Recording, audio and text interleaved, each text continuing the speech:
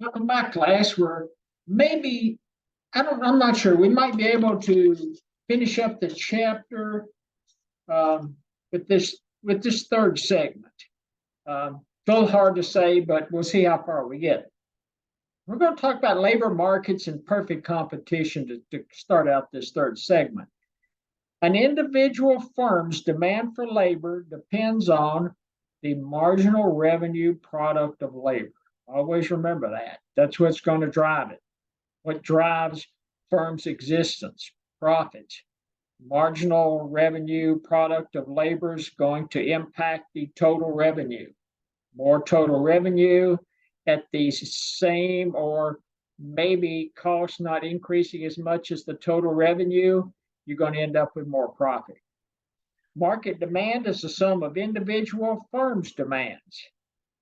Individual supply of labor depends on, again, we've talked about the work, the leisure trade-off, and their approach to how they want to maximize our utilities.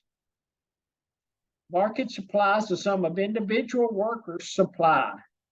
And so if you're looking at the supply and demand model for labor, price, it's the wage rate, or some people call it the price of labor, depending on which terminology you want to use. And the quantity, you hear some people talk about employment when you're talking about, so you're talking about the wage rate of the price of labor on the vertical. You're talking about the quantity or employment down here on the horizontal. Competitive market sets the wage rate. Firms are wage takers and accept market wage rate. They hire all they need at the market wage rate. Remember, when we talked about perfectly competitive markets, individuals are in a perfectly competitive market are price takers.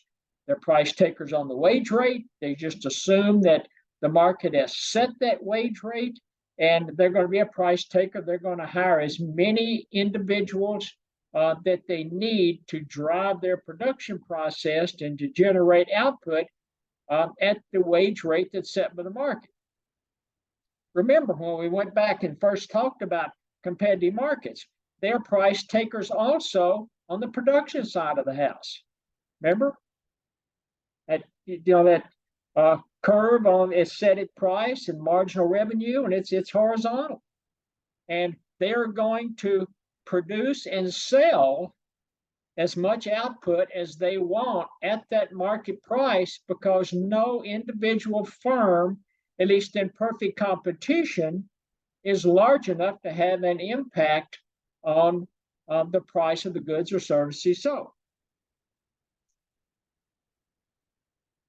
In competitive markets set to wage rates, firms, again, they are price takers and accept the market wage rate. To maximize profit, firms hire until the marginal revenue product of labor equals to the MFC. And that is the marginal factor cost, MFC, remember. Economists love to use acronyms. So MFC is going to be the marginal factor cost. MRP with a little subscript L is going to be the marginal revenue product of labor. And it goes back to the marginal decision rule. At the margin, you're going to set those two equal. It's like setting marginal revenue equal to marginal cost. If you're profit maximizing, you set those two equal. Changes in the demand and supply of labor. If the demand for labor goes up or the supply of labor goes down, what happens to the wage rate? Goes up. More demand, less supply, wage rate goes up. Price of labor goes up. If demand falls or the supply goes up, what happens? Just the opposite. Wage rate comes down. Remember, either less demand or there's a flood of labor comes into the supply side of the market, the wage rate's going to fall. Increase in the demand may be a function of an increase in the marginal product of labor. if there's an increase in the use of other factors of production, like capital stock, you could get an increase in demand. If there is an increase in technology, especially if you need more skilled workers, especially skilled workers with college degrees. And I think this, if I'm not mistaken, this chapter started out talking about the desirability of a college degree, or if there's an increase in human capital, it's going to increase the demand of labor. And it goes back to it's increasing the marginal product of labor. If you increase the productivity of labor, generally, it increases across all markets that are requiring labor. Demand and supply has historically been going up over the years, over decades, it's been going up. Supply driven by natural increases in the labor force, individuals getting older, individuals having families, those individuals as they mature and they go into the workforce, also been going up because of immigration. Look at the immigration, especially since 2023? No, 20, you think. Well, since Biden's been in office, it's gone, immigration, especially coming in from that southern border, as it just continues to go up. Demand has risen, and demand for labor has risen more than supply. Again, look at the GDP. Look at the way the economy has been going in the United States. It's been plugging right along and been ticking upward. And the more the economy ticks upward, and the more it moves along in a positive direction, it's going to increase the demand for labor. Labor unions, trade associations, and licensing restrictions try to control the supply of labor, especially. Think about trade associations. Think about licensing. AMA tries to control the supply of doctors. American Hospital Association tries to control, maybe the level of services that hospitals provide. Look at the Bar Association. Heck, the Bar Association is trying to control the level of lawyers in any given market. Actuarial exams, to pass those actuarial exams, actuaries that are already out in the market or in the workforce or in the marketplace are writing those exams, and they're trying to control the supply of actuaries coming into the workforce because they want to keep those wage rates higher. Also, unions try to keep the wage rate higher. Think about COVID. What's COVID going to do to the supply of labor? Probably going to help drive the wage rates a little higher. Competitive labor markets and the minimum wage. So now we're talking about minimum wage. We did talk about minimum wage in one of the earlier chapters where we were talking about, government setting price floors. The minimum wage is a price floor. It's supposed to be illegal to go below that price floor when you're hiring hourly employees in most market economies. Technology tends to increase the demand for skilled labor. We've talked about that before. Market's wage premium encourages higher education. Again, it goes back to the first of this chapter, talking about the value of a college education. Market moves resources to areas of highest demand. Minimum wage, it's a price floor, and it creates a surplus of labor. And it actually drives unemployment because you have a lot of firms that can't afford the minimum wage. They're already talking about they've raised the minimum wage in like fast food industry in California to something, at least from my perspective, ridiculous. If I'm not mistaken, it's something like $25 or something on some level. I mean, think about what that's going to do to the price of a Big Mac, or think that's what it's going to do to the price of your order of fries, or the Whopper at Burger King, or the Chick-fil-A chicken salad, chicken sandwich, or in Southern California anyway, what's it going to do to the cost of In-N-Out burger? It's going to impact you, and it's going to impact me at the end of the day. Because rising costs, what are these firms going to do? They're going to pass it on to us, or us being the collective us, as the consumers. And minimum wage is viewed as it's a policy issue. It's a social issue, public policy. That's what's driving the minimum wage. They're trying to ensure that individuals have a wage that generates a more equitable income scale. Increased demand for labor to eliminate minimum wage or the use thereof. So that's one way you could do it. You wouldn't have to worry about the minimum wage. Just let the supply and demand of labor take care of it. You can subsidize workers where income falls below a certain level. Unfortunately, it's costly, and it reduces the incentive to increase human capital. It reduces the incentive of unskilled workers to try to increase their human capital. I guess maybe the bigger issue, we're already looking at what, a budget of, I don't remember, 33 trillion or whatever the number is. It's just blown through the roof. And if you start incentivizing workers, if income falls below a certain level, who's going to pay for that? I'm going to pay for it. You're going to pay for it. Anybody that's paying taxes are going to have to pay for that subsidy, that income subsidy. Imperfectly competitive labor market, and that's what they're talking about now. They're talking about a monopoly or a monopsony. Monopsony is kind of a weird term, but I think you'll understand as we kind of go through it. Monopsony is a market in which there is only one buyer of a good or service or a factor of production. Price setter, and now you're looking at a price setter versus a price taker when you're talking about purchasing factors of production. Remember, monopsony is on the buyer side. Buyer's counterpart to a seller as a monopoly. So monopoly is on the seller side, monopsony is on the buyer side. Monopoly, there's a single seller. Monopsony, there's a single buyer. Small competitive firms, the marginal factor cost is the market wage. Monopsony, it's an upward sloping supply curve, but they're price setting firm. The MFC is higher than the wage rate. So that's what you end up doing. They end up playing with the wage rate because they're the 800-pound gorilla in town. And now you're talking about salaried versus hourly.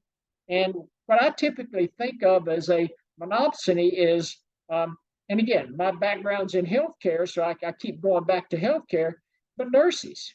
So if you're a hospital in a relatively small community, and you're the only hospital in town, and the only convenient hospital, let's say, is within a 60-mile radius, and you're hiring nurses, you're the only game in town maybe for those nurses. And so those nurses, if they want to work, they're going to have to be a price taker, and they're going to have to accept your wage rate. And that's not good for the nurses. Definitely it's better for the firm because now they are going to be able to control that average total cost for those factors of production. Monopsony, equilibrium, and marginal decision rule.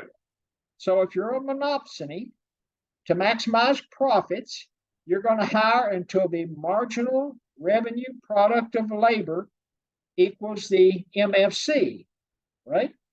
Marginal factor cost. A monopsony hires less labor and pays a lower wage rate. So remember, monopsony is a buyer. They hire less labor.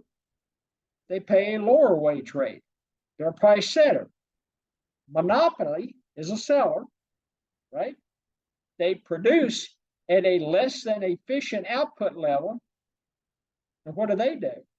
They are a price setter, and they charge a price that is going to be higher than a perfect competition price. So they're going to be a monopoly is going to be gouging the consumer, and a monopsony is going to be somewhat gouging the labor force.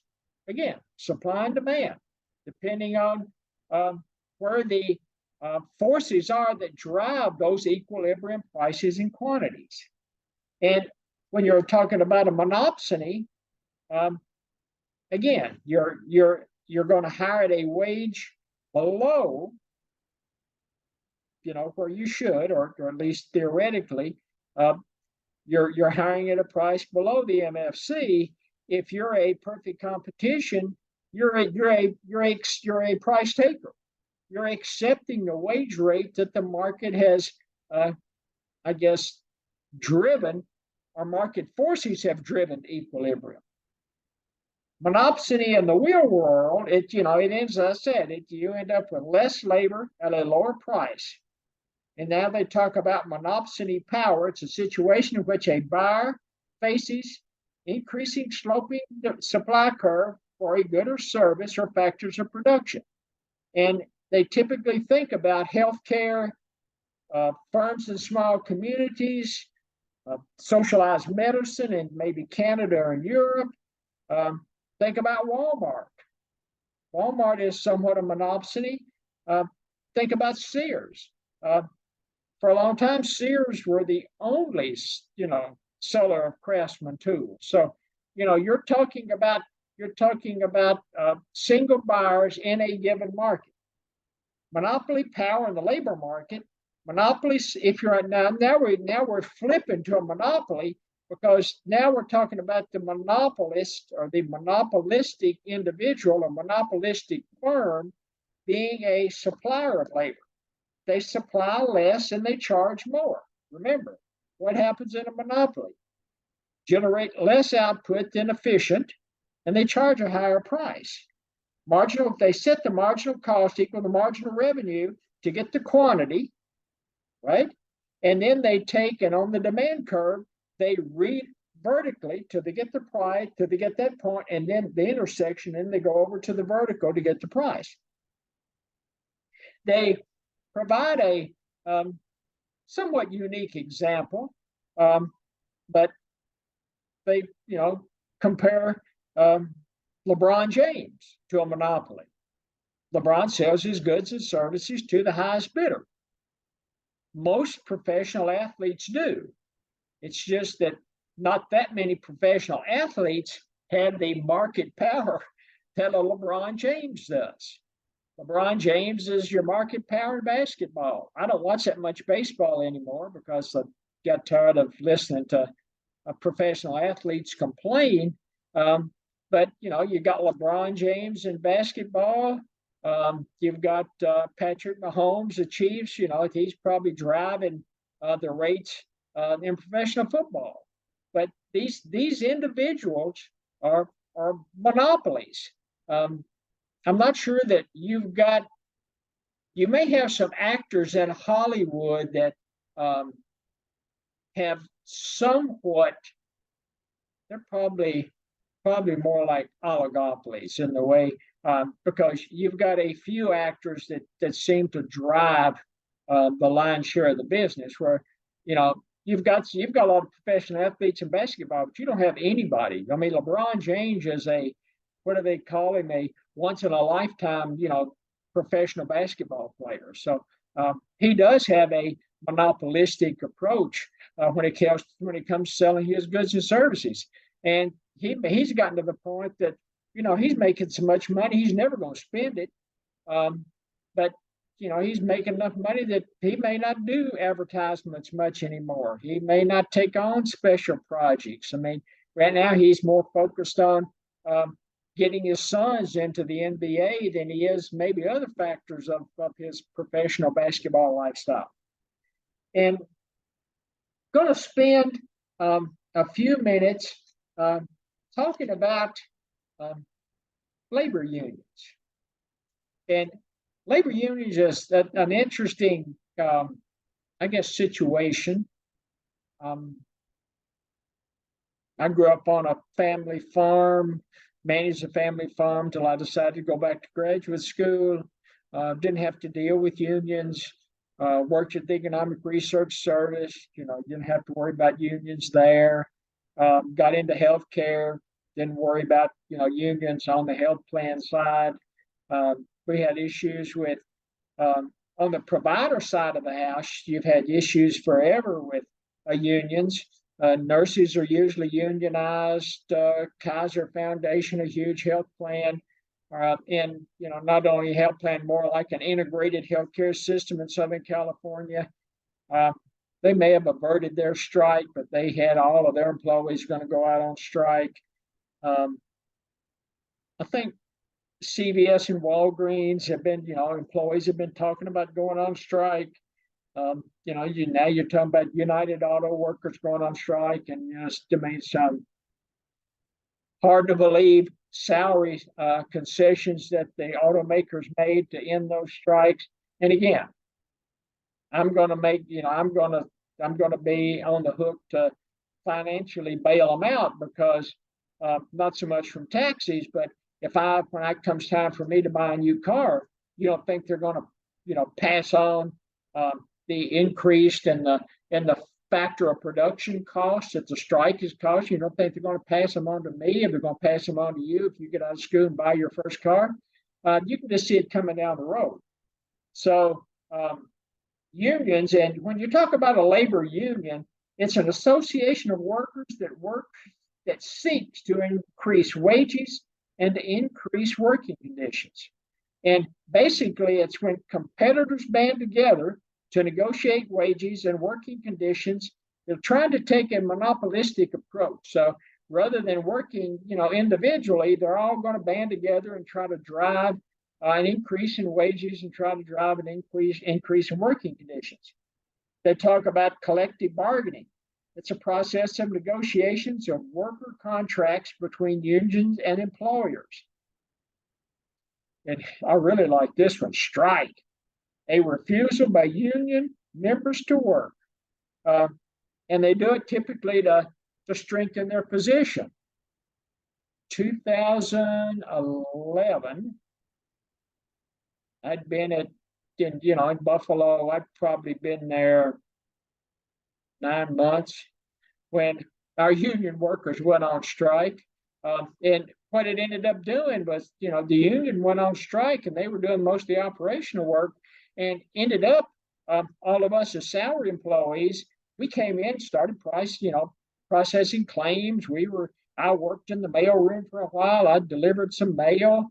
And salaried employees were, I guess, tasked with the responsibility of keeping the company moving, keeping claims processing, keeping the phone lines open. We actually brought some vendors in to help us supplement our workforce.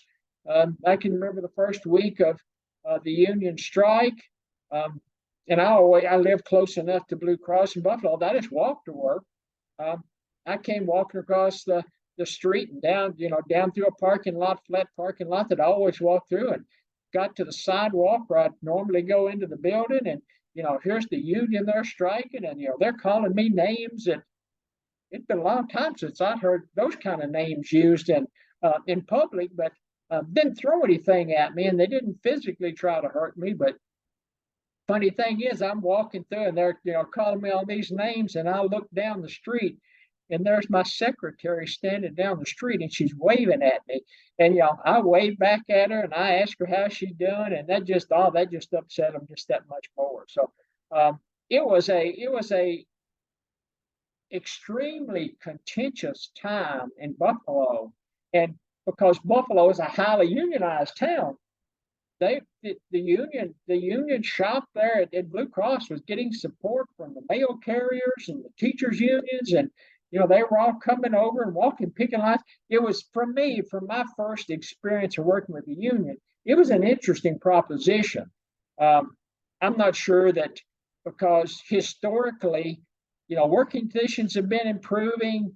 National, the labor board has been driving for improved work conditions. Wages have been going up simply for no other reason because the interaction of supply and demand over the years. So I'm not really sure how effective a lot of the unions are going forward, but it was a unique time for me.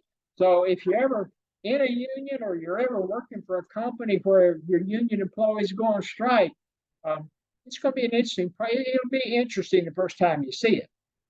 Uh, there also have sprung up craft unions, organizations using skilled workers in the same trade. So typically, I think of guilds um, in in Europe back in the 1500s, 1600s, 1700s. You went into a guild, you did apprentice type work, and then you graduated into a a carpenter, a tanner of hides, a woodworker. So and also early in United States history, there were working men's societies. So I think those are kind of the precursors of craft unions. They give you a definition of a closed shop, and that means a firm in which only union workers can be hired. So if you've got working for a firm that, if you know of a firm that's closed shop, you're probably not going to be able, if you're not in the union, to get into that closed shop. However, if it's a union shop, it's a firm that is allowed to hire non-union workers who are required to join the union within a specified time period. So it's the difference between a closed shop and a union shop. Right to work laws, I can't remember 20, the text said there's 22, 23 states that outlaw or prohibit union shop rules right now. Industrial union, you usually think about AFL-CIO. Jimmy Hoffa, I think they're still looking for him, or whatever happened to him. Less than 10% of the workers in the United States belong to a union, so fairly low number. One of the unions that we just heard from, the auto workers, United Auto Workers, negotiating. You had that Randy Weingartner, or whatever her name is, it's head of the teachers union. So they're going back and forth now that the reason that individuals, especially school-age kids, are so far behind the learning curve is because the impact of union, keeping kids at home during COVID, and now there's this huge push to homeschool kids or to have charter schools, or I don't know. It's going to be interesting. Fortunately, I don't have young kids in K through 12, so but it's going to be interesting how education evolves over the next few years. Union goals have typically been,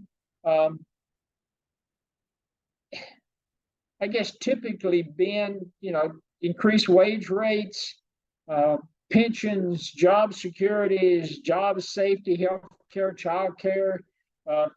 They need some kind of almost like a golden parachute if they're laid off, and it depends on how the contracts are negotiated.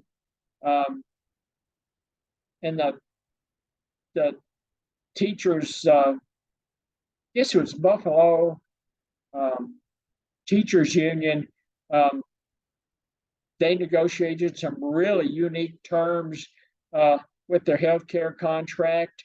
And you have some unique terms just negotiated in general.